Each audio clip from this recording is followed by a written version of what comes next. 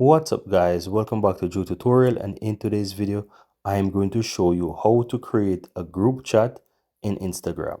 So once you're inside Instagram guys, you want to click on the home button there on your account. Then you want to click on the message on the uppermost right hand side. So what you want to do, click the message icon on the uppermost right hand side, and then you want to select the persons who you'd like to create the group chat in. So let me select at least 2 persons here, and then click create group chat button. From here you can go ahead and you can start the conversation.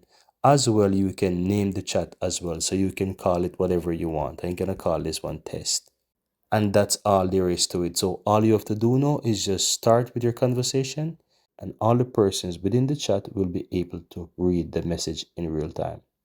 You can even do a video call and also an audio call amongst all of those persons within the group chat. And that's all there is to it, guys. Very easy and very simple.